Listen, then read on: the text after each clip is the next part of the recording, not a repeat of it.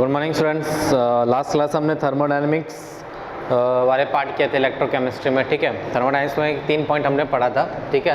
पहला होता work done, work done by the cell क्या होता फॉर्मूला NFE, बराबर। छोटे से क्विक रिवीजन करते हैं। मैंने कल बताया था वर्क डन बराबर होता है NFE, ठीक है।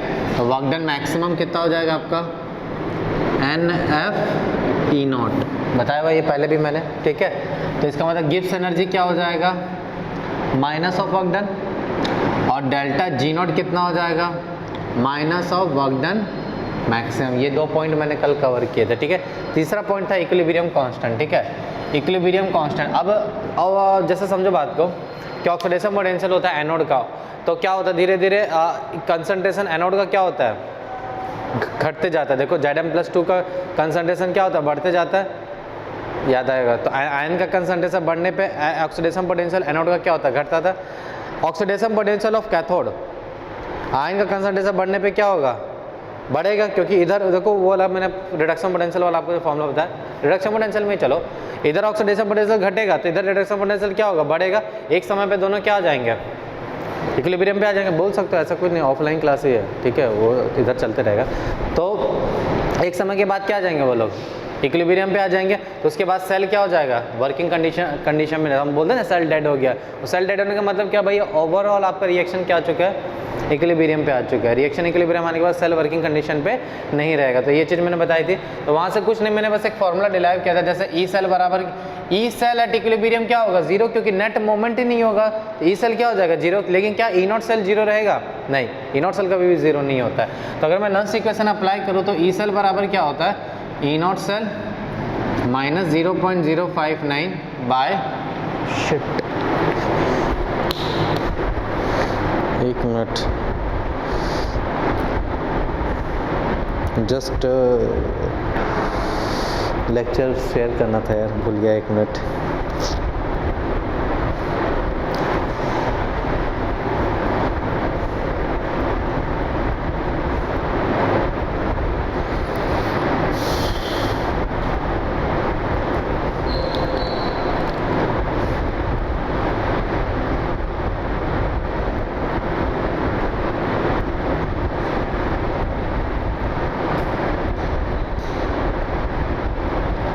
कल आवाज़ का प्रॉब्लम हो गया था नहीं बहुत ज़्यादा,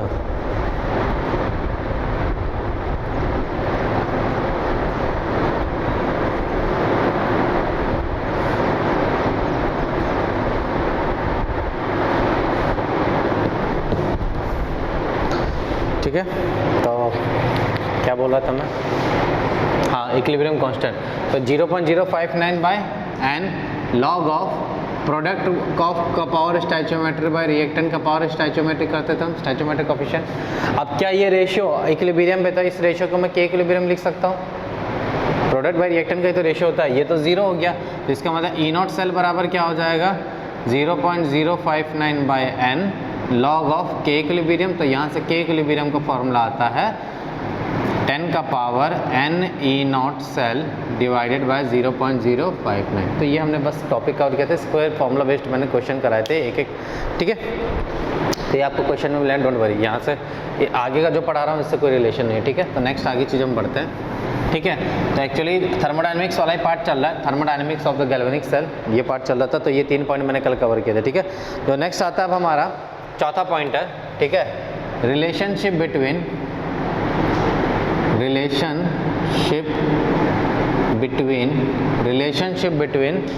standard electrode potential of metal, relationship between standard electrode potential of metal in its different oxidation state, oxidation state, ठीक है। कहने का मतलब क्या है, आपको एक ही मेटल का डिफरेंट ऑक्सीडेशन स्टेट का रिलेशनशिप बताना कि आप कैसे बताओगे, ठीक है। कहने का मतलब आपको इसको क्वेश्चन का फॉरवर्ड समझो। ऐसे क्वेश्चन आपको जेई मेंस में आपको बहुत मिलेंगे, ठीक है। जेई मेंस में आई थिंक 3-4 बार क्वेश्चन आया हुआ है ये जेई मेंस में, एडवांस में तो नहीं आएगा, जेई मेंस में जरूर।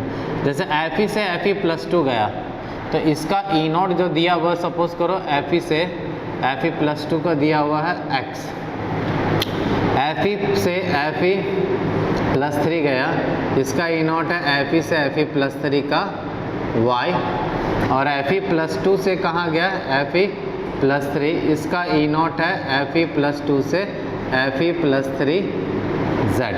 ठीक है, इस तरीके से दिया सब है ना। आपको क्या बोला है, फाइंड आउट रिलेशनशिप बिटवीन, लिखते जाओ, समझते जाओ, लिखते जाओ, relationship between x, y and z। आपको x, y और z के बीच में रिलेशनशिप बताना, ठीक है। थोड़ा ध्यान से समझो। जनरली मैं क्या ऐसा कर सकता हूँ, Fe tense to give Fe+2, इनका रिएक्शन लिख दो, 2 इलेक्ट्रॉन, तो इसका E0 का वैल्यू कितना हो जाएगा x। मान लो Fe से Fe+3 गया 3 इलेक्ट्रॉन, तो इसका E0 का वैल्यू क्या हो जाएगा y, और Fe+2 से Fe+3 गया, तो इसका E0 का वैल्यू कितना हो जाएगा z। बराबर। आपको कुछ नहीं करना, आपको जैसे आपको याद हो, इस टाइप का क्वेश्चन मैंने केमिकल इक्विलिब्रियम में कराया था, रीअरेंजमेंट ऑफ रिएक्शन करना रहता था उसमें, याद है। उसी तरीके से करना है यहाँ पे, रीअरेंजमेंट करना है क्या कि इन किसी दो का ऐसा रीअरेंज करके तीसरा कर लो। अगर मैंने ऊपर वाले को रिवर्स कर दिया तो देखो ये रिएक्शन आ जाएगा, आएगा कैसे, देखो Fe+2 2 इलेक्ट्रॉन एक्सेप्ट करके क्या देगा Fe, इसका E0 का वैल्यू क्या हो जाएगा -x, पहले +x था, हाँ वही कर रहा हूँ मैं। Fe से फिर कहाँ चला जाएगा Fe+3 3 इलेक्ट्रॉन, तो इसका E0 का वैल्यू कितना हो जाएगा y। तो अब जब इन दोनों को ऐड करोगे तो आपको नेट रिएक्शन मिलेगा, Fe+2 tense to give Fe+3 और 1 इलेक्ट्रॉन, इसका E0 का वैल्यू क्या हो जाएगा z। रिएक्शन तो सही है, रीअरेंजमेंट भी सही है, बराबर। क्या मैं z को लिख सकता हूँ y - x, पक्का, श्योर, क्या मेरा आंसर होगा ये।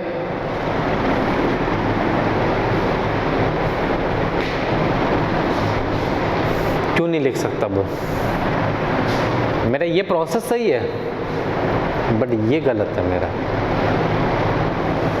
क्यों,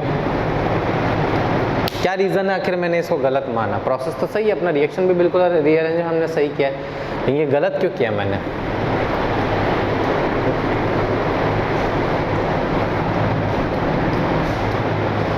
गलत सही जो तुमको लगता है वो जवाब दो, जैसा तुमको सही लगता है। हाँ, कंडीशन मतलब किस टाइप की कंडीशन,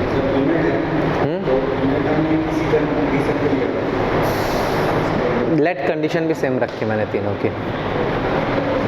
अब सोम कोई आइडिया नहीं है, अच्छा ठीक है। E0 क्या होता है, इंटेंसिव या एक्सटेंसिव, इंटेंसिव या एक्सटेंसिव, टेल मी, इंटेंसिव या एक्सटेंसिव E0। जैसे गांव वगैरह में देखता होगा जो टॉर्च लेता है ना, जो लोहे का टॉर्च होता है ना बड़ा सा, वो इतना मोटा मोटा बैटरी लगता है निप्पो का, देखा उसमें गोल गोल सा निप्पो का बैटरी लगता है, उसका वोल्टेज कितना होता है 1.1, ठीक है। रिमोट में जो पेंसिल बैटरी लगाते हो पतला सा रहता है, उसका भी वोल्टेज कितना होता है 1.1। तो क्या मास पे डिपेंड कर रहा है ये, नहीं, ये सिर्फ डिपेंड करता है कंसंट्रेशन ऑफ द इलेक्ट्रोलाइट पे। तो जब चीज़ें मास पर डिपेंड नहीं करी तो ये E0 क्या हो गया, इंटेंसिव प्रॉपर्टी, और कभी भी intensive property additive nature show नहीं करता है, राइट।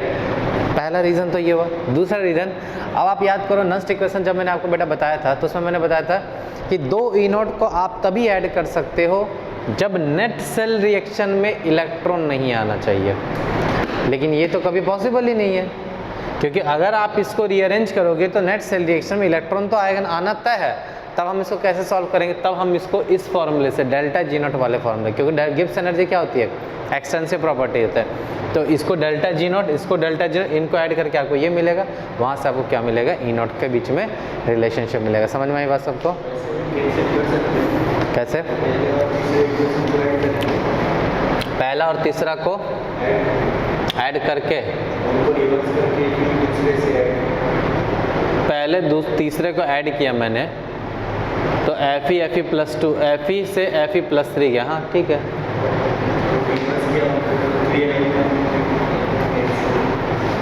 कैसे भी कर ले रीअरेंजमेंट, तो तेरा वो तो आपको तीसरा रिएक्शन आना चाहिए। किसी भी दो रिएक्शन को ऐड या रीअरेंज करने के बाद आपको नेट तीसरा रिएक्शन मिलना चाहिए, जो हम पहले भी केमिकल इक्विलिब्रियम में क्वेश्चन कर चुके हैं इस टाइप के। तो ओवरऑल आपकी मर्जी, आप बोले सब फर्स्ट और थर्ड ऐड करो, वो तुम्हारी मर्जी, देख लो भाई करके। अगर आज ये तीसरा नेट रिएक्शन मिला तो सही है तुम्हारा, कोई गलत नहीं है, वो चॉइस तुम्हारा है। मुझे ये सही लगता था, मैं इसलिए इसको करके नेट तीसरा वाला था। इसमें ज़्यादा झंझट नहीं है ना, पहले वाला को डायरेक्ट रिवर्स कर दो, ऐड कर दो, खत्म कहानी। ज़्यादा किस में इलेक्ट्रॉन नहीं होगा। अच्छा, तुझे कहने का मतलब है पहला और तीसरा Fe से Fe+2 2 इलेक्ट्रॉन, ठीक है, और तीसरा को ना Fe+2 से Fe+3 3 इलेक्ट्रॉन, है ना। और इसको तो क्या करेगा, ऐड, तो यहाँ 5 इलेक्ट्रॉन तब भी आएगा, ऐड कर रहे हैं ना तो इसको, तो ये 1 हो जाएगा। अच्छा 1, ओके 1 इलेक्ट्रॉन, तो भी 3 इलेक्ट्रॉन आएगा।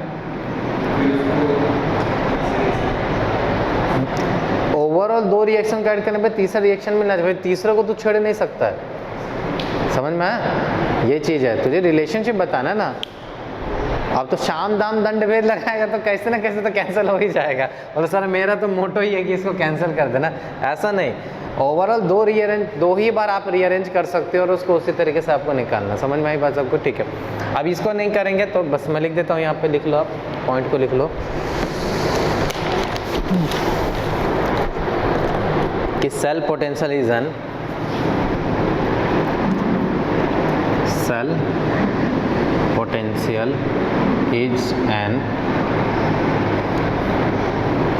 intensive property. Cell potential is an intensive property, hence it cannot be directly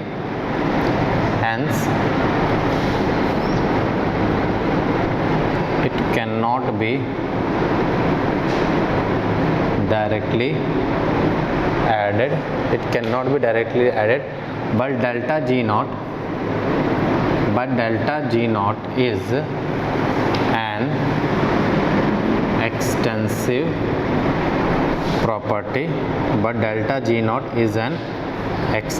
property, so it can be directly added,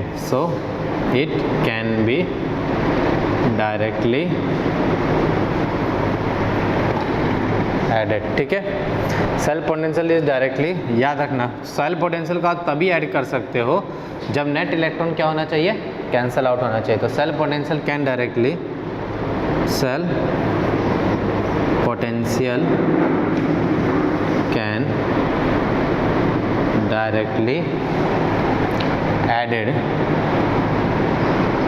added when electron get cancel out, तभी आप क्या कर सकते हो, सेल पोटेंशियल को ऐड कर सकते हो। आई बात समझ में। जैसे फॉर एग्जांपल अगर मैं रिएक्शन लिखूँ फिर से, तो मेरा क्या होगा, Fe+2 2 इलेक्ट्रॉन एक्सेप्ट करके Fe बनाएगा, ठीक है। इसका E0 था -x, तो इसका डेल्टा G01 कितना हो जाएगा, -NFE0, तो n कितना है 2, F E0 है -x माइनस प्लस, बराबर।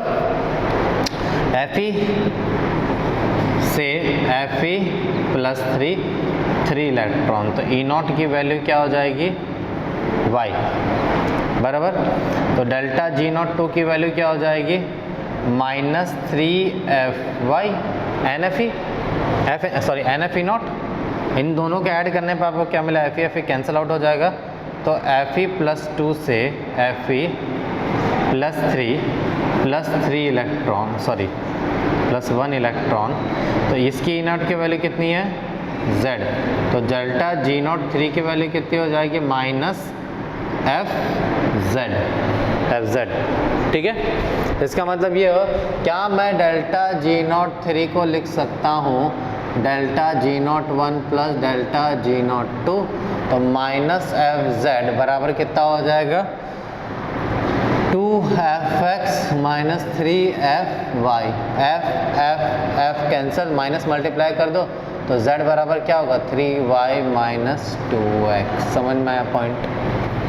क्लियर हुआ? तो this is the relationship between electrode potential of Fe plus 2 Fe Fe3। कभी कभी क्वेश्चन आपसे ऐसा ही पूछ सकता है, मान लो अगर Fe ऐसा हो रहा है, Fe से Fe प्लस 2 Fe प्लस 3 और Fe, ये रिएक्शन आपको क्या दिखता है? इस रिएक्शन को हम क्या बोलते हैं? डिस्प्रोपोर्शनेशन रिएक्शन है। ऑक्सीडेशन भी हो रहा है, रिडक्शन भी हो रहा है। मैं बोल रहा हूँ कि इसका Fe प्लस 2 का डिस्प्रोपोर्शनेशन होगा या नहीं होगा, कैसे बताओगे आप? सिंपल सी बात है, अगर इनका ई नोट की वैल्यू दिया हुआ है Fe प्लस 2 से Fe प्लस 3 का, Fe प्लस 2 से Fe का, अगर ई नोट की वैल्यू ग्रेटर देन 0 आ रही है इट मीन्स होगा, नहीं तो नहीं होगा। तो ऐसे भी आपसे क्वेश्चन पूछे जा सकते हैं। समझ में आई बात सबको? ठीक है, तो ये पॉइंट क्लियर हुआ? ठीक है, नेक्स्ट लिख लिया आप लोगों ने? थोड़ा जल्दी लिखो प्लीज़। हाँ,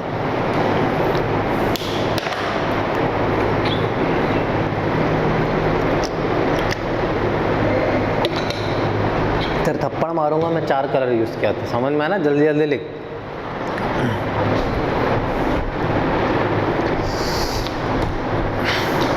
जबकि पता है मैंने जेई में यहाँ इससे पहले तक कवर कर लिया था, वो जो लेक्चर ख़राब हो गया ना उसमें फिर से पढ़ाना पड़ रहा है।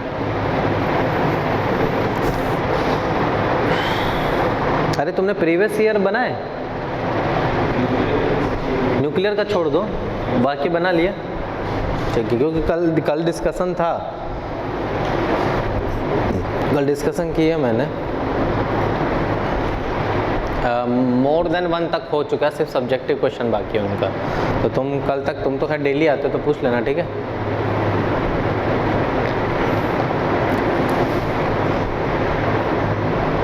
तो ये लिखेगा नहीं क्या?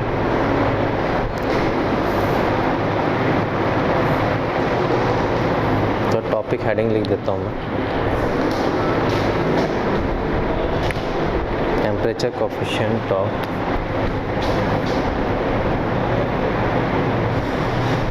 जो 5वां पॉइंट है, टेम्परेचर कोएफिशिएंट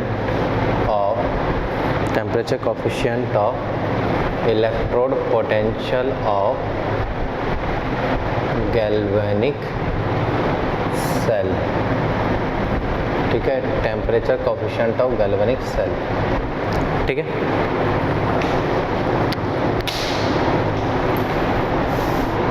ठीक है, होता क्या है? डेफिनेशन लिखो, डेफिनेशन लिखो।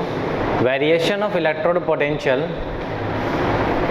Variation of electrode potential, variation of electrode potential with temperature is known as, variation of electrode potential with temperature is known as temperature coefficient, is known as temperature coefficient, and it can be calculated by, and it can be calculated by, and it can be calculated by knowing the value of electrode potential, by knowing the value of electrode potential, by knowing the value of electrode potential at two different temperature, at two different temperature.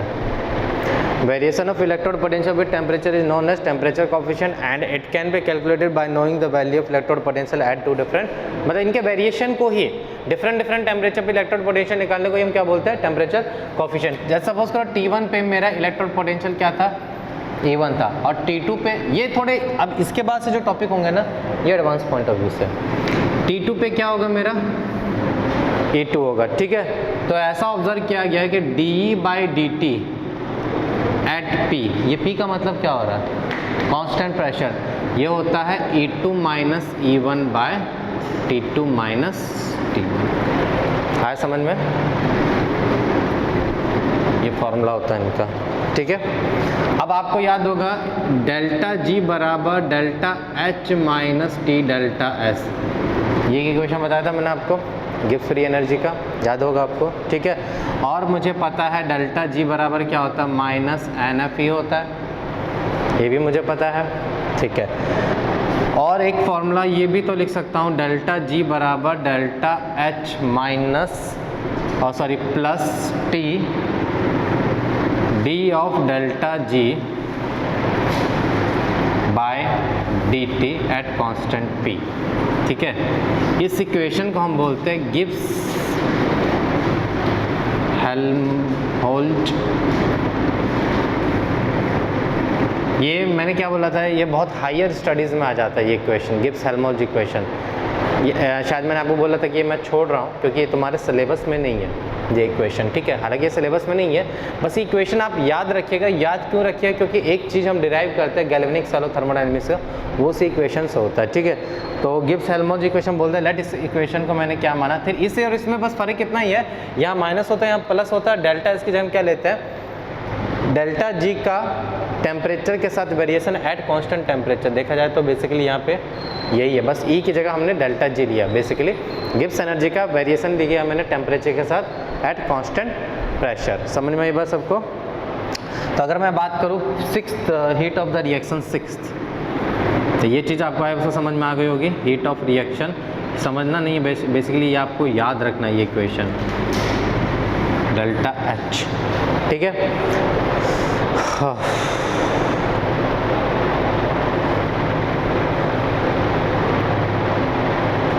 चलो अब मैं क्या कर रहा हूँ इस equation में मैं ये वैल्यू क्या कर रहा हूँ, पुट कर रहा हूँ। ठीक है, तो डेल्टा जी बराबर क्या हो जाएगा, माइनस एन एफ ई।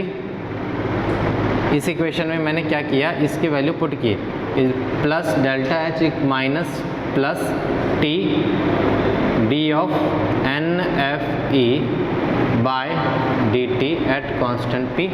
क्या मैं ऐसा लिख सकता हूँ, माइनस क्यों लिखूँगा मैं, अच्छा हाँ माइनस, सॉरी माइनस। ठीक है, माइनस ऐसे लिखूँगा मैं। क्या हो सकता है इसका डिफ्रेंशिएशन, एन एफ तो कांस्टेंट है, बाहर आ जाएगा, तो minus n F E delta H plus T into n F. ठीक है, ये क्या हो जाएगा, d of E by D T at constant P. कैसा इक्वेशन बनेगा मेरा। ठीक है, अब ये इक्वेशन बनने का आपको क्या आइडिया लग रहा है कि what is the formula for delta H. क्या मैं डेल्टा एच को लिख सकता हूँ क्या, एन एफ टी नहीं, minus of N F E plus T N F या N F T D of E by D T at constant P. ये लिख सकता हूँ मैं, हाँ या ना। ठीक है, अब और क्या कर सकता हूँ मैं इसमें, एन एफ को कॉमन ले लो दोनों तरफ से, तो फाइनल डेल्टा एच का फॉर्मूला क्या हो जाएगा, एन एफ। ठीक है, क्या लिख सकता हूँ मैं, T D of E by D T at P minus E. ये फॉर्मूला हो जाएगा मेरा, है ना। तो this is your final formula for delta H. और ये कैसे निकालोगे, E2 minus E1 by T2 minus T1। आई बात समझ में। तो ये तब केस में कि मान लो कोई रिएक्शन दिया हुआ है गैल्वेनिक सेल का, और आपको बोलेगा इस केस का आप हीट ऑफ द रिएक्शन निकालो, अगर with the variation of temperature electrode potential का वेरिएशन ये दिया हुआ है, तो डायरेक्ट फार्मूला बेस्ड क्वेश्चन आते हैं। इसमें कोई बहुत ज़्यादा हाई लेवल की चीज़ें नहीं है, बस फॉर्मूला याद होना ही इस चीज़ का ये बड़ी बात हो जाती है। ठीक है, तो नेक्स्ट थिंग हमारा है एंट्रोपी चेंज फॉर रिएक्शन।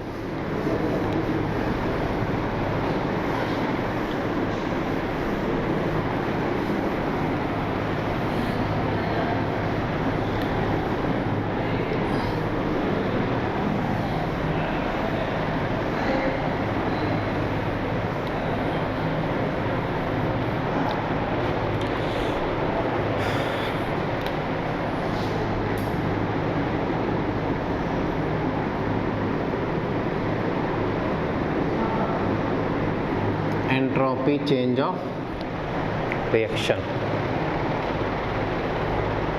ठीक है, एंट्रोपी चेंज के लिए क्या कर सकता हूं मैं, अगर मैंने इस 1 और 2, 3 को इक्वेशन को कंपैरिजन किया, तो एंट्रोपी चेंज का फॉर्मूला क्या मिलेगा आपको, कंपेयर करो, सिर्फ कंपेयर।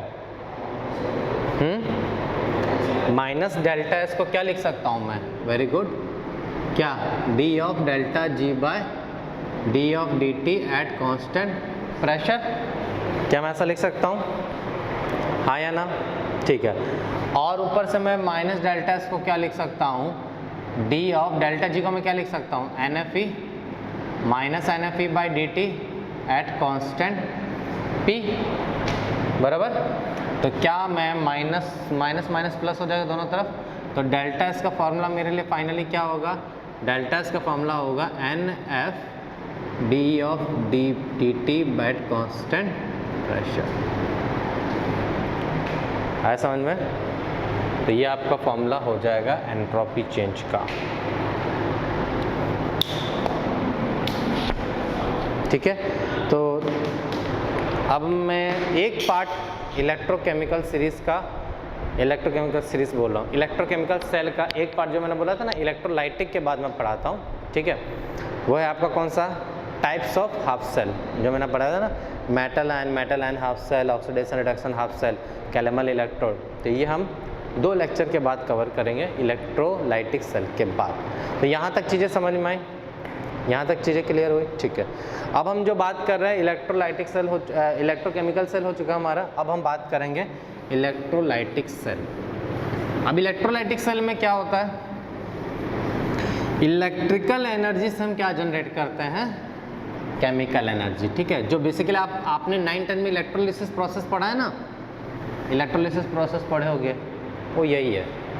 यहीं पे हम डिटेल में डिस्कशन करेंगे आखिर ये इलेक्ट्रोलिसिस वहाँ पे। अब 10th में तो देखो बहुत ज़्यादा डिटेल में हम नहीं जा सकते, लेकिन ये कर सकते हैं कि यहाँ पे हम डिटेल में जाएंगे कि आखिर ये इलेक्ट्रोलिसिस का यही प्रोडक्ट क्यों होता है, आखिर रीज़न क्या है ये प्रोडक्ट का, वो रिएक्शन जो हम याद करने के बजाय यहाँ पे अब लॉजिक हम सीखेंगे। तो नेक्स्ट पार्ट है हमारा इलेक्ट्रोलाइटिक्स है, हालांकि बहुत छोटा पार्ट है ये, बड़ा पार्ट नहीं है और काफ़ी आसान है। अगर ऐसे इसमें से क्वेश्चन आ गया तो समझ लो IIT तुमको बोनस दे दिया, IIT क्या कर देगा, बोनस दे दिया। क्योंकि देखो इसके 2 पार्ट हैं, एक है मेरा क्वालिटेटिव एस्पेक्ट और एक है मेरा क्वांटिटेटिव। क्वालिटेटिव एस्पेक्ट का मतलब भाई एनोड पे प्रोडक्ट क्या बनेगा, कैथोड पे प्रोडक्ट क्या बनेगा, क्योंकि इलेक्ट्रोलिसिस कराओगे तो कुछ ना कुछ तो प्रोडक्ट बनेगा ना आपका, तो वो क्या प्रोडक्ट बनता है वो पहले पार्ट में हम सीखते हैं क्वालिटेटिव में। क्वांटिटेटिव मतलब कितना बनेगा, ये क्या होता है मेरा फैराडे लॉ, आपने पढ़ा होगा 10th में, फैराडेज लॉ पढ़ा है, फैराडेज लॉ ऑफ इलेक्ट्रोलिसिस, वही अब हम डिटेल में डिस्कशन करते हैं। तो लिख देते हो cell in which process of electrolysis, cell in which process of electrolysis is carried out,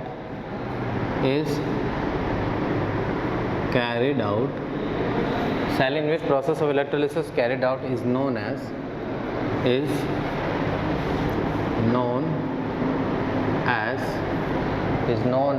electrolytic cell, electrolytic cell, इसे हम क्या बोलते हैं, इलेक्ट्रोलाइटिक सेल बोलते हैं, ठीक है। इलेक्ट्रोलिसिस का मतलब क्या होता है, लिसिस का मतलब होता है बेटा ब्रेक डाउन, क्या होता है, ब्रेक डाउन, और इलेक्ट्रो मतलब इलेक्ट्रिक करंट। भाई किसी सब्सटेंस को आप ब्रेक डाउन कर रहे हैं with the help of electric current, इसी को हम क्या बोलते हैं, इलेक्ट्रोलिसिस। तो breaking of substance, breaking of substance on passing electricity, इसको हम क्या बोलते हैं, इलेक्ट्रोलाइटिक, ठीक है। इतना लिखा, 5 मिनट के लिए इधर डायग्राम समझो ये काम कैसे करते हैं, एक बार कॉन्सेप्ट समझ जाओगे तो चीज़ें आसान हो जाएगी। एक मेरा टैंक होता है, ठीक है, इलेक्ट्रोलाइटिक टैंक जिसको बोलते हैं, उसमें हमने क्या किया, एक तरफ एनोड लिया और एक तरफ क्या लिया, कैथोड लिया, ठीक है। ये हो जाएगा मेरा एनोड और ये हो जाएगा मेरा क्या, कैथोड। मैंने क्या किया, इसको एनोड को पॉजिटिव टर्मिनल के बैटरी से कनेक्ट किया, मतलब ये बेसिकली ये मेरा क्या है, this is your source of current, क्या है ये मेरा करंट का कोई सोर्स, क्योंकि यहाँ पे तो भैया बिना करंट पास किए तो ये काम करेगा ही नहीं, ठीक है। आप जैसे इन्वर्टर देखते होगा आप, इन्वर्टर। इन्वर्टर में क्या होता है, जब वो करंट आप देते रहते हो तो ये किसके जैसे काम करता है, इलेक्ट्रोलाइटिक सेल। करंट दे रहे हो तो केमिकल कंपोजिशन उसमें बढ़ते जाएगा बढ़ते जाएगा बढ़ते जाएगा, जैसे ही लाइट जाती है तो फिर से वो काम करने लगता है, फिर क्या होगा, अब केमिकल कंपोजिशन से क्या जनरेट होती है, इलेक्ट्रिसिटी। तो सेम अब हम क्या, पहले हमने सीख लिया कि भाई केमिकल कंपोजिशन से करंट जनरेट कैसे होता है, अब हम सीखेंगे कि करंट से केमिकल कंपोजिशन कैसे बनता है। जैसे समझो बात को, अब क्योंकि ये बैटरी का पॉजिटिव पार्ट है, पॉजिटिव टर्मिनल, और ये बैटरी का नेगेटिव टर्मिनल है, तो पॉजिटिव टर्मिनल है तो इसका मतलब यहाँ पे वो वाले, ये मान लो इस, ये क्या होगा, कोई इलेक्ट्रोलाइट होगा, क्या होगा, कोई इसके अंदर क्या होगा, कोई इलेक्ट्रोलाइट, तो एक एनायन होगा, एक क्या होगा, कैटायन। अब समझो बात को, अब अभी जो मैं आपको बोल रहा था कि एनोड पे क्या प्रोडक्ट बनेगा, कैथोड पे क्या प्रोडक्ट बनता है इलेक्ट्रोलिसिस में, इलेक्ट्रोलिसिस किसका कराते हैं, जो भी इलेक्ट्रोलाइट आप लोगे उसका इलेक्ट्रोलिसिस होगा, ठीक है। अब होगा क्या, एनायन कहाँ मूवमेंट करेगा, जहाँ पे डिफिशियंसी हो, है ना, तो यहाँ पे क्या जाएगा, एनायन, और कैटायन कहाँ मूव करेगा, कैथोड पे। अब ये यहीं पे क्यों जा रहा है, क्योंकि ठीक है मैं मानता हूँ यहाँ पे रिवर्स हमने पोलरिटी की है, वहाँ क्या होता था, एनोड मेरा नेगेटिव टर्मिनल होता था और कैथोड क्या होता था, पॉजिटिव, बट क्योंकि पहले ही मैंने बैटरी को इसको उल्टा कनेक्ट कर दिया। अब ये इसका भी जो आविष्कार है ये भी अपने आप में लॉजिक ये था, गलती से हुआ था। क्या किया था साइंटिस्ट ने कि इनको उल्टा रिवर्स कर दिया था, तो उन्होंने इलेक्ट्रोलाइट का देखा था, इलेक्ट्रोलाइट का ही कंपोजिशन हो चुका, मतलब रिएक्शन होकर दूसरा ही प्रोडक्ट बना दिया। तो इस तरीके से गलती से ये बैटरी मतलब सेल का इन्वेंशन हुआ था। इन्होंने क्या, एनोड को पॉजिटिव के साथ जोड़ दिया। पॉजिटिव के साथ जोड़ने का ये मतलब है कि एनोड पे अब रिडक्शन होगा नहीं, अभी भी एनोड पे तो क्या होगा, ऑक्सीडेशन, और कैथोड पे क्या होगा, रिडक्शन। ऑक्सीडेशन का मतलब क्या होगा, गेन ऑफ इलेक्ट्रॉन, तो अभी भी electron loss of electron. Anode पे क्या होगा, लॉस ऑफ इलेक्ट्रॉन। इसका मतलब यहाँ पे वो वाला मॉलिक्यूल जाएगा जो इलेक्ट्रॉन रिच होगा, बराबर। इलेक्ट्रॉन रिच मॉलिक्यूल जाके क्या करेगा, यहाँ पे इलेक्ट्रॉन को लूज कर देगा, क्योंकि पॉजिटिव टर्मिनल है। कैथोड वाला ये कहाँ पे जाएगा, कैटायन कहाँ जाएगा, कैथोड पे, क्योंकि ये बैटरी से नेगेटिव जुड़ा हुआ तो इलेक्ट्रॉन इसके पास होगा, तो कैटायन क्या करेगा, अपने आप इधर को जाके इलेक्ट्रॉन एक्सेप्ट करके अपने आप को न्यूट्रलाइज करके कोई प्रोडक्ट बना देगा। एनायन वाला क्या करेगा, एनायन वाला उधर जाके अपने आप को इलेक्ट्रॉन डोनेट करके अपने आप को न्यूट्रलाइज कर देगा। तो this is the basically process of electrolysis. तो एनायन वाला ए के पास जाता, सी वाला सी के पास जाता, बस इतनी सी बात याद रखनी है। अब ये जो इलेक्ट्रोलाइट होता है ये आपको दो स्टेट में मिलेगा, या तो ये मोल्टन स्टेट में मिलेगा और या तो ये किस फॉर्म में मिलेगा, एक्वस स्टेट। ये क्या होता है, मोल्टन मतलब उसका प्योर फॉर्म पिघला हुआ प्योर फॉर्म, उसको हम क्या बोलते हैं, मोल्टन। और एक्वस फॉर्म मतलब पानी में मिला हुआ। तो दोनों चीज़ का आपको इलेक्ट्रोलिसिस पढ़ना होगा, ठीक है। ये क्या होता है, electrolytic tank, electrolytic tank non conducting material होता है बेसिकली ये, ठीक है। तो कंटेनर मेड अप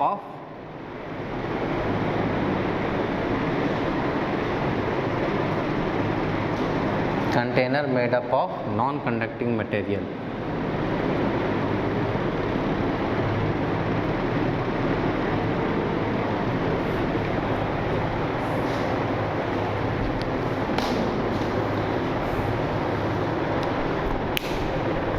एक मिनट लिखो तुम लोग इसको।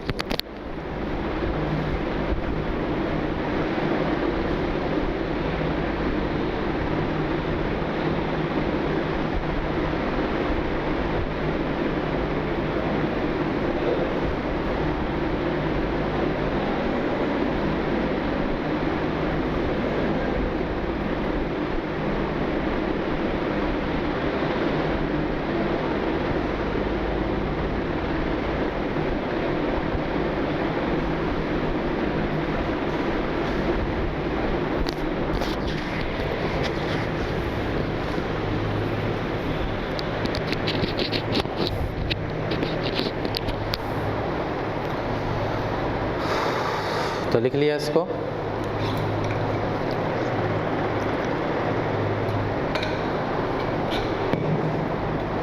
ठीक है, तो मैं लिख देता हूँ क्वालिटेटिव। पहले हम क्या पढ़ेंगे, क्वालिटेटिव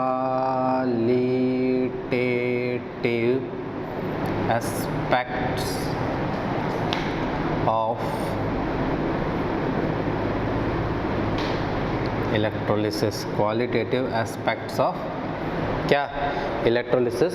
तो इसमें क्या पढ़ते हैं हम, to determine the quality, to determine the quality that is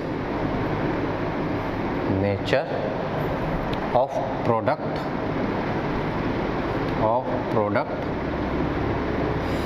formed at anode and cathode during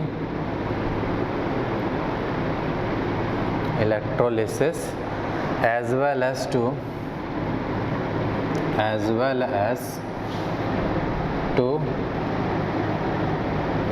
analyze reaction taking place at anode and cathode, taking place at anode and cathode। ठीक है, clear हुआ ये point? ठीक है, कहने का मतलब क्या है बेटा कि इसमें मैंने क्या पढ़ना है, मुझे दो पार्ट पढ़ना है। पहले तो हम हर सब्सटेंस का इलेक्ट्रोलिसिस करना सीखेंगे। हम ये सीखेंगे भाई एनोड पे क्या प्रोडक्ट बनता है और कैथोड पे क्या प्रोडक्ट बनता है। ठीक है, आई बात समझ। उसके बाद हम क्वांटिटेटिव जो फैराडे लॉ होता है। ठीक है, तो चलो स्टार्ट करते हैं इसको। ठीक है, तो इस पे कुछ फैक्टर डिपेंड करता है, factor affecting cell reaction, factor affecting cell reaction at electrode. अच्छा, रिएक्शन लिखने के कुछ फंडे हैं और कुछ रूल भी है। ठीक है, और किन किन बातों पर डिपेंड करेगा उस पर भी। अब ऐसा नहीं कि हर चीज़ का अपना एक बेसिक रूल होता है। ठीक है, तो किन किन बातों पर डिपेंड करेगा उसको हम देखते हैं। पहला हो जाएगा नेचर ऑफ इलेक्ट्रोलाइट। क्या होगा? Nature of electrolyte. पहला तो इस बात पर डिपेंड करेगा कि आप इलेक्ट्रोलाइट क्या ले रहे हो। तो ऑब्वियस बात है, सपोज करो NaCl, तो ऑब्वियस बात है NaCl हुआ, MgBr2 हुआ। तो जब NaCl लो अगर MgBr2 लो तो ऑब्वियस बात है एनोड और कैथोड में प्रोडक्ट भी क्या बनेंगे, अलग अलग बनेंगे। चाहे आप AgNO3 ले लो, बराबर, CuSO4 ले लो, कुछ भी ले लो, इन सब में क्या होगा, एनोड और कैथोड में प्रोडक्ट क्या रहता है बेटा, अलग अलग रहता है। ठीक है, सेकंड जो बात आती है इसके ऊपर, ये आता है नेक्स्ट है आपका कंसंट्रेशन, या sorry medium of the electrolyte. हाँ, मीडियम ऑफ द इलेक्ट्रोलाइट। ठीक है, सेकंड फैक्टर क्या है, मीडियम ऑफ इलेक्ट्रोलाइट। पहले तो आपको ये डिसाइड करना पड़ेगा कि आप किस इलेक्ट्रोलाइट के इलेक्ट्रोलिसिस कराने चाहते हो, और दूसरा उसमें भी आपको डिपेंड करेगा कि आप मीडियम क्या लेना चाहते हो। जैसे सपोज करो आपको लेना है मोल्टन स्टेट में लेना है या एक्वस स्टेट में लेना है, तो एक्वस स्टेट और मोल्टन स्टेट में भी क्या हो जाएगा, अलग अलग चीज़ें हो जाएंगे।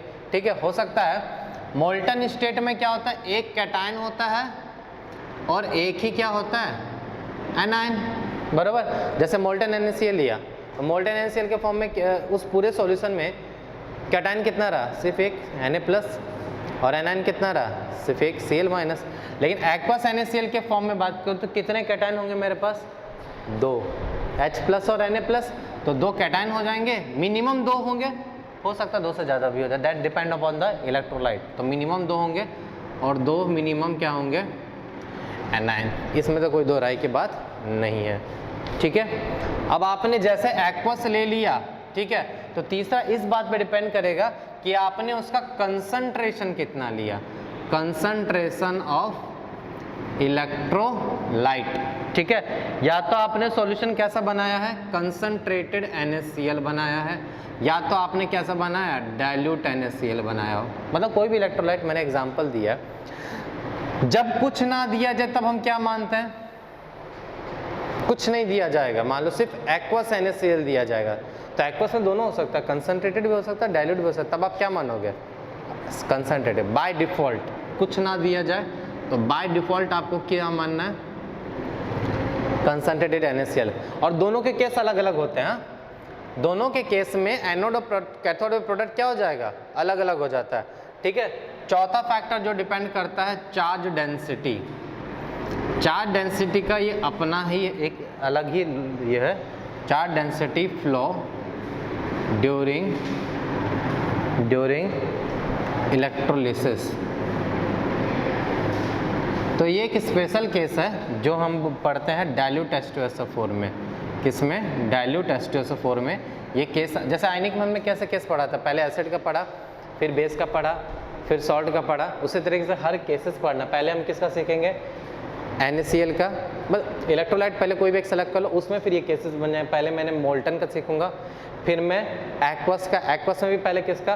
कंसनट्रेटेड का, फिर हम इनका सीख लेंगे। उसके बाद फिर हम किसका देखेंगे? NaCl का।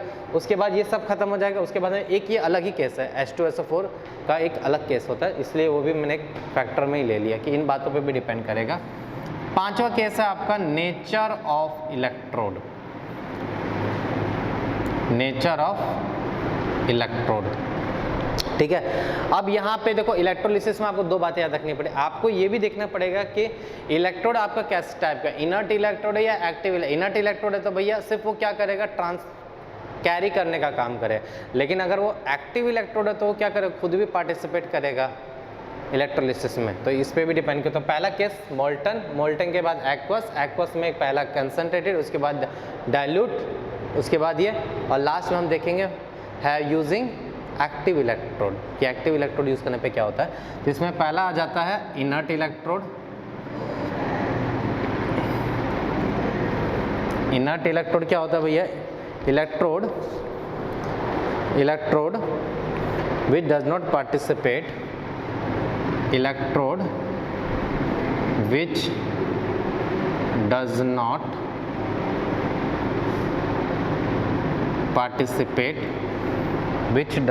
participate in the process of electrolysis।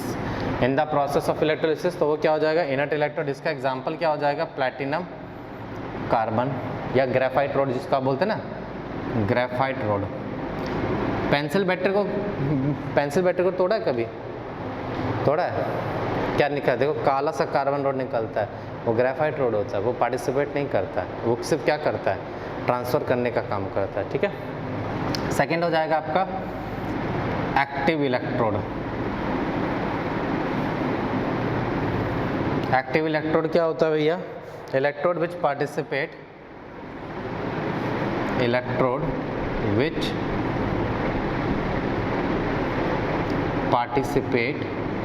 in the process of electrolysis। Electrode which participate in the process of electrolysis, उसको हम क्या बोलेंगे? Active electrode. इसके एग्जांपल कितने? अगर आपने गलती से कोई भी मेटल इलेक्ट्रोड ले लिया ना, कोई भी मेटल इलेक्ट्रोड, तो इट मीन्स वो क्या हो जाएगा? पार्टिसिपेट कर जाएगा इसके अंदर। जैसे फॉर एग्जांपल आप जैसे Ag, सिल्वर, गोल्ड, ठीक है, और आपका जिंक, कॉपर, ये सारे के सारे क्या होता है? एक्टिव इलेक्ट्रोड्स होते हैं, ठीक है। अब इलेक्ट्रोलिसिस करने के लिए 3 इम्पॉर्टेंट रूल होते हैं, याद रखना। 3 इम्पॉर्टेंट रूल, ठीक है। ये इम्पॉर्टेंट रूल आपको याद रखने के मतलब समझना है। इसी इम्पॉर्टेंट रूल को हमको फॉलो करते हुए क्या करना है? इलेक्ट्रोलिसिस करना। तो लिखो पहला important rule,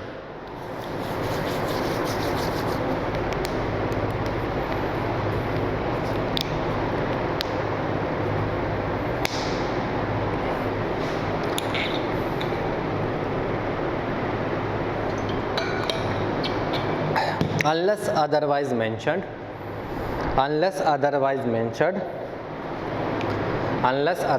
mentioned, always assumed platinum electrode,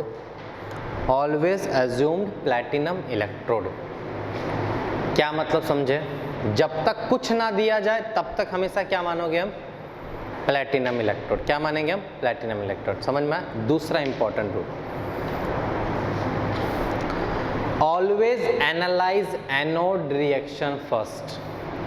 always analyze anode reaction first। always analyze anode reaction first। समझ में आया? सबसे पहले आपको क्या समझना है, क्या लिखना है? एनोड का रिएक्शन। ये गलती कभी मत करना कि पहले कैथोड लिख के फिर एनोड को, नहीं, पहले एनोड करना है, उसके बाद ही आपको कैथोड का प्रोडक्ट देखना है जो बचेगा। तो हमारा पहला टारगेट क्या रहेगा, एनोड, ठीक है। तीसरा rule, if anode is of metal then, if anode is of metal then that metal will oxidize at anode, irrespective of presence of another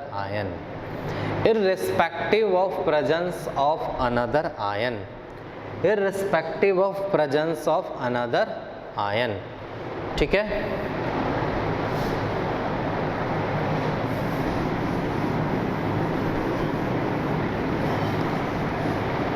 ये पॉइंट समझ में आया। इस पॉइंट का मतलब क्या है, ये सारे केसेस है, मतलब ये आपको आगे केसेस मिलेंगे ना, पॉइंट समझ में आ जाएगा कि अगर मान लो आपने इलेक्ट्रोड क्या लिया, मेटल का लिया, और उस मैंने क्या बोला, एनोड के पास कौन जाएगा, एनायन जाएगा, 3-4 एनायन है, मान लो सपोज करो 3-4 एनायन पहुंचो, मैंने कंसंट्रेटेड NaCl का केस लिया, तो एनोड पे मान लो OH माइनस भी है, Cl माइनस भी है, और मान लो सपोज को सिल्वर खुद है, तो किसका ऑक्सीडेशन होगा, सिल्वर का, बाकी एनायन नेग्लेक्ट कर दो उसी समय। ये रूल होता है इनका, समझ में। IUPAC ने ये डिसाइड किया हुआ रूल है। एक्चुअली IUPAC तो आप नहीं बोल सकते हो, जनरली हम ऐसा देखा गया है कि जब ये एक्सपेरिमेंटली देखा गया, तो जब भी आप मेटल इलेक्ट्रोड कहते हैं, तो जो हमें एक्सपेक्टेड प्रोडक्ट होता है उसको ना मिल के पता चलता है कि यही इलेक्ट्रोलाइज कर गया। इसलिए आप जो सोनार, इसको देखो कभी, सोनार वगैरह को गोल्ड कैसे पिघलाता है, एक तरफ इम्प्योर मेटल लेता है, एक तरफ प्योर मेटल लेता है, तो उसी का ऑक्सीडेशन होता है और उसी का रिडक्शन होता है, इससे मुझे प्योर मेटल मिलता है। This is the method of electrolysis. लेकिन ये सिर्फ हम जो क्या बोलते हैं ना, एक्सपेंसिव मेटल के लिए ही, प्योरिफिकेशन के लिए हम यूज़ करते हैं इस मेथड को, ठीक है। सीखेंगे हम आगे, डोंट वरी। तो अब यहाँ पे मेरा पहला केस आता है, ठीक है। अब हम पहला केस सीखेंगे, case 1, electrolysis of molten NaCl। एक एग्जांपल दे रहा हूँ, बाकी दूसरे क्वेश्चन दूंगा आपको बनाने के लिए। अब जैसे देखो, मोल्टन NaCl में कितने कैटायन होंगे, एक कैटायन होगा और एक ही क्या होगा आपके पास, एनायन, ठीक है। अब हुआ कैसे होगा, 1 मिनट के लिए इधर देख लो सब कोई। जैसे मान लो मैंने यहाँ पे क्या लिया, अब क्या मैंने यहाँ पे इलेक्ट्रोड दिया आपको, नहीं दिया, तो आप कौन सा इलेक्ट्रोड मानोगे, प्लैटिनम। जब कुछ ना दिया जाए तो हमेशा क्या मानो, प्लैटिनम ही एनोड होगा और प्लैटिनम ही क्या होगा, कैथोड। वो तो हालांकि प्लैटिनम महंगा आता है, इतना औकात के बाहर हो जाता है, कार्बन ग्रेफाइट भी यूज़ कर सकता है, बट ठीक है, नॉर्मली स्टैंडर्ड फॉर्म के लिए हम लेते हैं इसको। कनेक्ट कर दिया। मुझे इलेक्ट्रोलाइट किसका करवाना है, NaCl का। मोल्टन फॉर्म में Na प्लस रहेगा और एक Cl माइनस, ये एनोड हो गया और ये क्या हो गया, कैथोड। एनायन वाला एनोड के पास जाए, कैटायन वाला कैथोड के पास जाएगा। पहला रूल, जब कुछ ना जाए तो प्लैटिनम इलेक्ट्रोड मानो। दूसरा रूल क्या, always analyse anode reaction first, क्योंकि अभी भी एनोड पे क्या होगा, ऑक्सीडेशन होगा। तो यहाँ पे क्या हो जाएगा, बोलो, यहाँ पे कौन सा आयन जाएगा, Cl माइनस जाएगा, तो Cl माइनस क्या हो जाएगा, ऑक्सीडाइज हो जाएगा। 2Cl माइनस किस में कन्वर्ट हो जाएगा, Cl2 + 2 इलेक्ट्रॉन डोनेट कर देगा। और उसके बाद आप कैथोड रिएक्शन लिखो, कैथोड के पास कौन जाएगा, Na प्लस क्या होगा, ट्वाइस ऑफ Na प्लस क्या होगा, 2 इलेक्ट्रॉन एक्सेप्ट करके Na सॉलिड बनाएगा। तो ये पॉइंट क्लियर हुआ। अब इन दोनों रिएक्शन को ऐड करो, तो twice of Na plus twice of Cl minus tends to give twice of Na solid plus Cl2 gas, ठीक है। ये जो होता है ना आपका, ये आपका मेन प्रोडक्ट होता है। This is your main product और this is your byproduct. और इसी ये इंडस्ट्रियल मेथड होता है सोडियम को प्रिपेयर करने के लिए, जिसको हम डाउन्स प्रोसेस भी बोलते हैं। आपने एस ब्लॉक में पढ़ा होगा, याद है आपने पढ़ा होगा कि मोल्टन NaCl मोल्टन फॉर्म में लेते हैं हम इसको फिर हम क्या कराते हैं, इलेक्ट्रोलिसिस कराते हैं। तो क्या मिलता है आपको, Na सॉलिड मिलता है और Cl2 गैस मिलता है। तो this is your industrial method for preparation of sodium called as Downs process. Downs process बोलते हैं उसको, क्या बोलते हैं? Downs process. समझ में आई बात सबको? तो अब मैं आपको इलेक्ट्रोलाइट दूंगा तो आप मुझे बता दोगे एनोड पे प्रोडक्ट क्या बनेगा और कैथोड पे क्या बनेगा, ठीक है? तो अब आपको बताना है, इसमें पहला केस मैंने लिया, सेकंड केस आपको दे रहा हूँ मैं, मोल्टन MgBr2, ठीक है? और एक दूसरा केस दिया मैंने मोल्टन AlCl3। चलो इसका बताओ मुझे आप, क्या एनायन पे क्या प्रोडक्ट बनेगा और कैटायन पे क्या? जब मैंने कुछ नहीं दिया तो क्या मानोगे? प्लैटिनम इलेक्ट्रोड, बराबर?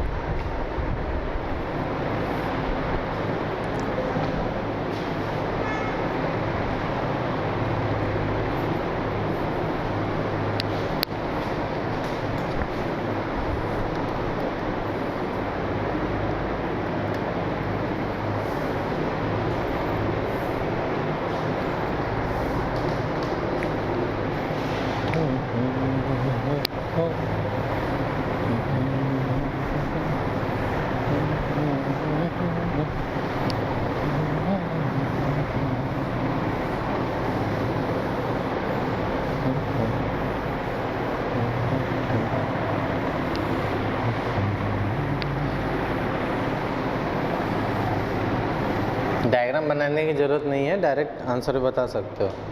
अब पता चला ये नालायक कहीं का डायग्राम बनाने लगे तो ये थप्पड़ मारूंगा मैं। हर चीज़ के लिए डायग्राम बनाने की ज़रूरत नहीं है, डायरेक्ट सॉल्व करो। वो डायग्राम मैंने समझाने के लिए तुझे बताया था। क्या है गुज्जू भाई, आंसर आया तेरा पहला का? अच्छा लिख रहे थे क्या इतने देर से? ओके ओके, लिख लो लिख लो।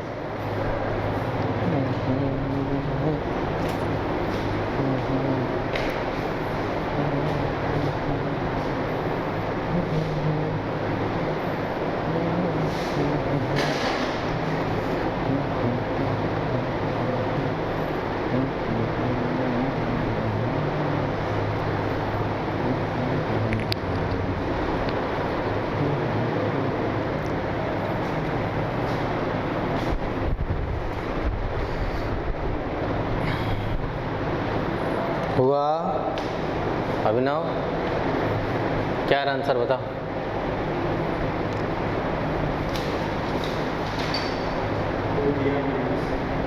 प्रोडक्ट बताओ सिर्फ मुझे, प्रोडक्ट एनोड पे क्या प्रोडक्ट बनेगा? Br2 गैस, बराबर? अरे सिर्फ Br2, 2Br minus 2 electron donate करेगा। देखो Br माइनस है तो आप उसको किस में कन्वर्ट कर सकते हो? Br2 गैस में। Cl माइनस है Cl2 गैस में, F माइनस है तो F2 गैस में। आपको क्या करना है? उसका ऑक्सीडेशन ही तो करना है, ठीक है? Br2 गैस, कैथोड पे क्या मिलेगा? मैग्नीशियम, प्योर मैग्नीशियम मिलेगा। इसमें ऐसा क्या होगा? कितना मोल? बाई 2, 3/2 करना पड़ेगा आपको। जैसे एनोड पे ऑक्सीडेशन होगा, कौन सा आयन आएगा? Cl माइनस आएगा, ठीक है? क्योंकि एक्चुअली टूटेगा कैसे? Al+3 और 3Cl माइनस, तो 3Cl माइनस कितना डोनेट करेगा? 3 इलेक्ट्रॉन डोनेट करेगा और Cl2 गैस में कन्वर्ट होगा तो 3/2, बराबर? और कैथोड पे क्या होगा? रिडक्शन, तो किस में बनेगा? Al+3, तो Al+3 यही 3 इलेक्ट्रॉन एक्सेप्ट करके क्या बना देगा? Aluminium solid. समझ में आया? पक्का? ठीक है, चलो मोल्टन वाला आया ना तो बहुत आसान है, तब तो कोई दिक्कत ही नहीं है, ठीक है? मज़ा आता है केस 2 में,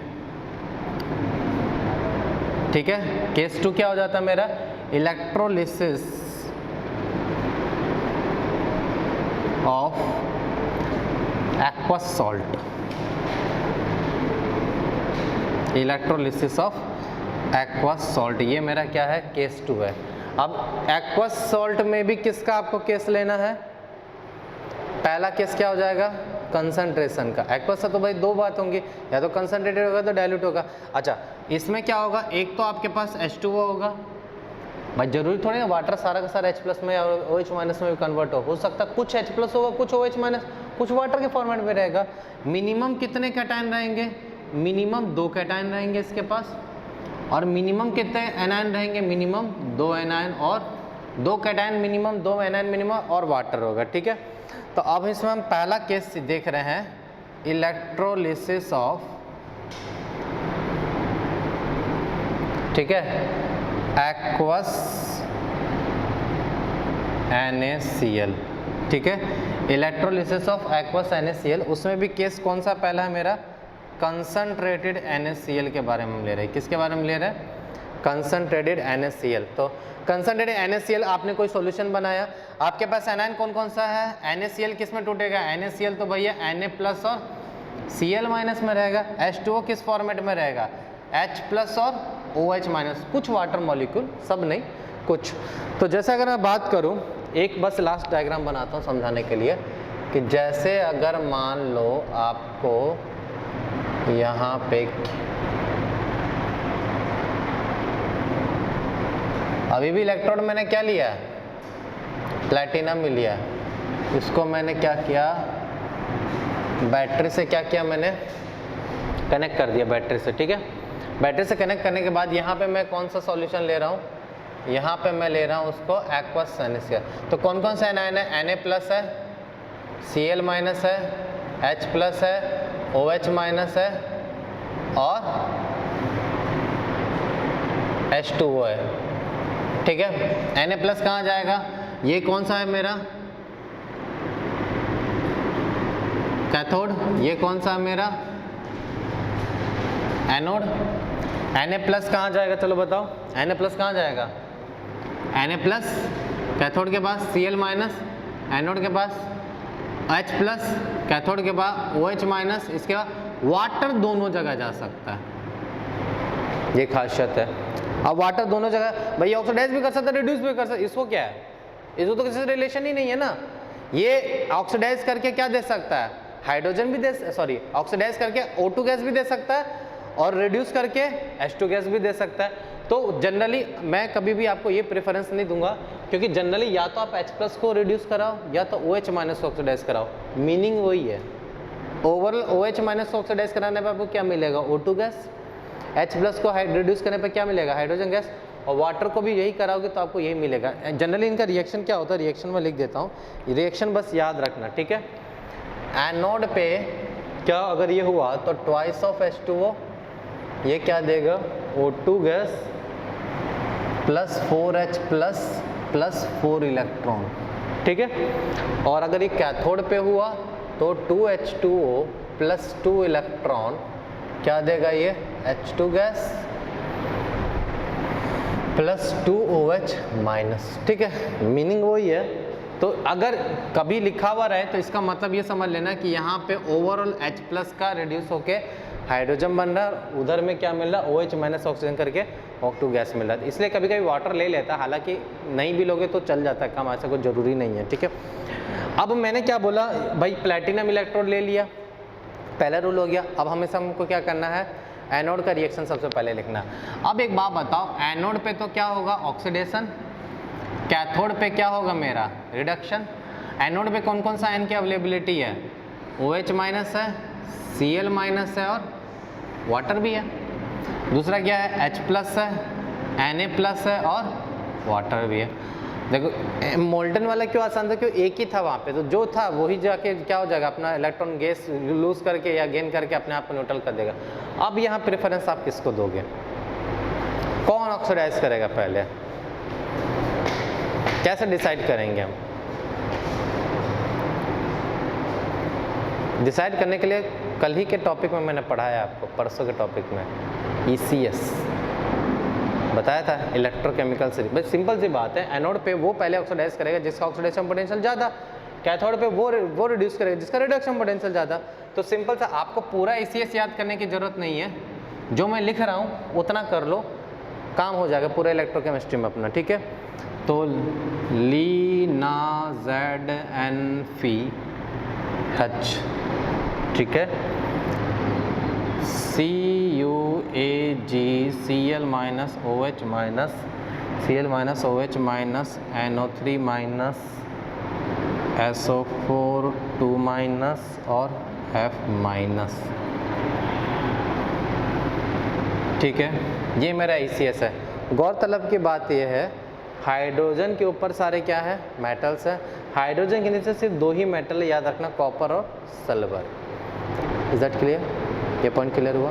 तो ये सीरीज आपको याद रखनी। अब क्या मैं यहाँ से डिसाइड कर सकता हूँ कौन सबसे पहले प्रेफरेंस किसको मिलेगा? सीरीज में मैंने किसको पहले ऊपर रखा है? देखो आप कैसे याद होगा कि अब याद होगा कि डाउन द जा रहा हूँ तो SRP क्या हो रहा है मेरा, बढ़ रहा है, और डाउन जाऊँगा तो SOP क्या हो जाएगा मेरा, घटेगा, बराबर। तो एनोड पे कौन जाएगा, जो higher up in the series, higher up in the series. Cathode पे कौन जाएगा, जो lower in the series, lower in the series. जो जितना नीचे होगा कैथोड पे पहले उसको प्रेफरेंस मिलेगा। अब एनोड पे OH माइनस Cl माइनस किसको प्रेफरेंस मिलेगा, Cl माइनस को। तो Cl माइनस क्या होगा भैया, 2Cl माइनस किस में कन्वर्ट हो जाएगा, Cl2 गैस में 2 इलेक्ट्रॉन लूज करके। ठीक है, ये ज़्यादा ही नीचे लिख दिया। कैथोड पे रिडक्शन होगा H प्लस Na प्लस और H2O। ठीक है, H2O नहीं भी लिखोगे तो भी कोई चलता है, ऐसा कोई ज़रूरी नहीं है, बट ठीक है, बोर्ड रिप्रेजेंटेशन अच्छा इसलिए लिख दिया। कैथोड किसको दोगे आप, Na प्लस कि H प्लस? Na से भी नीचे देखो, बराबर। तो यहाँ पे किसको प्रेफरेंस मिलेगा, H प्लस को। 2H प्लस क्या करेगा, 2 इलेक्ट्रॉन ये जो डोनेट किया कन्वर्ट करके हाइड्रोजन गैस में कन्वर्ट हो जाएगा, बराबर। ओवरऑल सेल रिएक्शन क्या हो रहा है, 2Cl minus plus 2H plus convert हो रहा है Cl2 gas plus H2 gas में हो रहा है कन्वर्ट। अब पूरे सॉल्यूशन में अभी भी कौन सा एनायन और कैटायन बच रहा है मेरा, Na प्लस और OH माइनस। तो क्या अगर मैंने सपोज करो 2Na plus 2OH minus tends to give 2Na plus 2OH minus, अगर मैंने ऐड कर दिया दोनों तरफ, कुछ फ़र्क पड़ेगा, कुछ फ़र्क नहीं पड़ेगा। अब फिर से इनका ऐड करो तो 2Na प्लस 2Cl माइनस क्या देगा, 2NaCl solid, sorry aqueous plus 2H2O tends to give क्या, Cl2 gas H2 gas plus 2NaOH aqueous है। ये आपका क्या होता है, मेन प्रोडक्ट, और ये क्या होता है आपका बाय प्रोडक्ट। इसी को हम बोलते हैं क्या, कैसनर केल्नर सेल। क्या स्पेलिंग होता है भाई, सी, कैसनर केल्नर सेल। समझ में आया? आपको याद होगा NaOH का बनाने के लिए यही एक ऐसा मेथड होता है जिसे हम यूज़ करते हैं। तो कुछ नहीं कहते, हम कंसनट्रेटेड NaCl को, देखो चीज़ें कितनी चेंज हो गई। अगर आपको प्योर सोडियम चाहिए तो आपको प्योर नमक को क्या करना पड़ेगा, पिघला के उसको इलेक्ट्रोलाइज कराना पड़ेगा। और अगर आपको NaOH as a main product चाहिए तो आपको क्या करना पड़ेगा, कंसंट्रेटेड NaCl का इलेक्ट्रोलिसिस करा के आपको क्या करना पड़ेगा, मेन प्रोडक्ट आपको मिलेगा। साथ ही साथ H2 और Cl2 गैस भी प्रोड्यूस हो जाता है।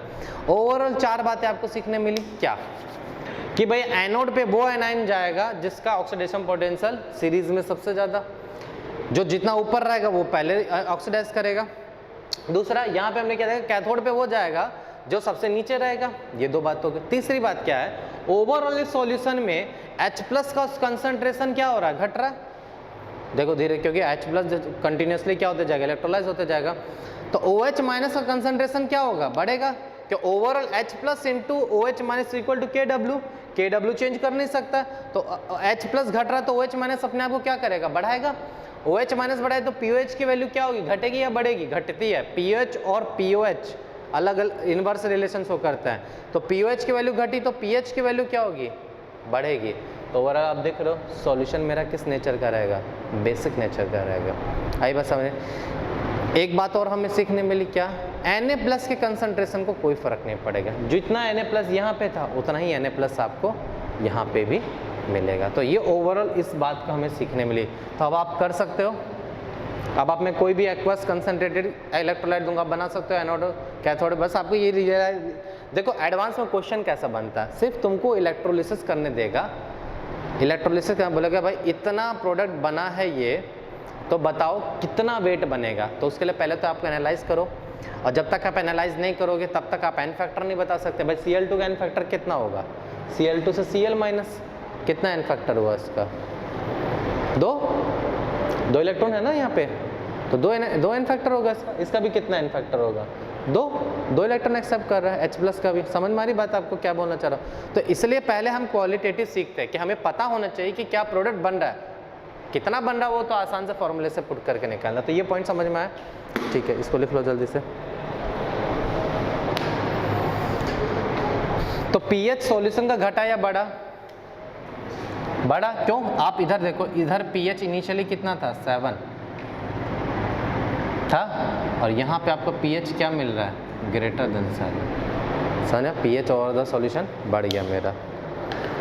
तो उसके बाद मैं लिख देता हूँ main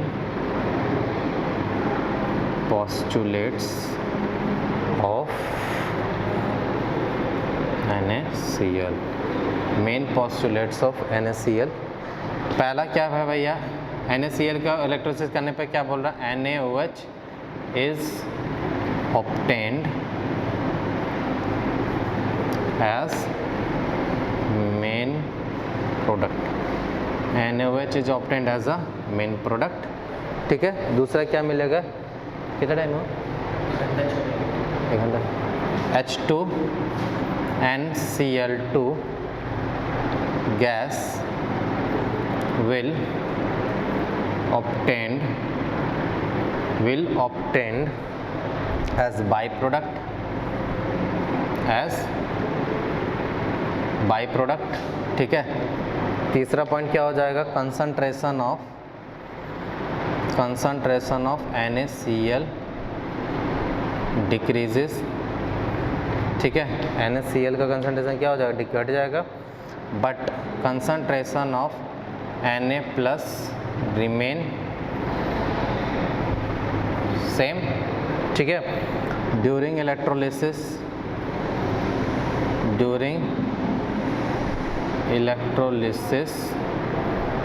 pH of solution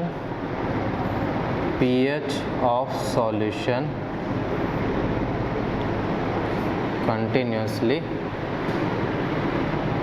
increases, pH of solution क्या होगा, कंटिन्यूसली बढ़ेगा, ठीक है।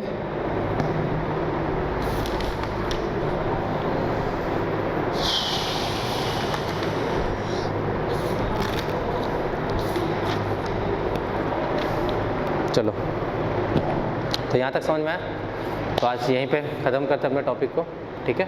बाकी चीज़ें कल करते हैं, ठीक है। तो यहाँ तक क्लियर हुआ, आज लेक्चर देख लेना, ठीक है, ताकि कल का झंझट नहीं हो फिर, ठीक है।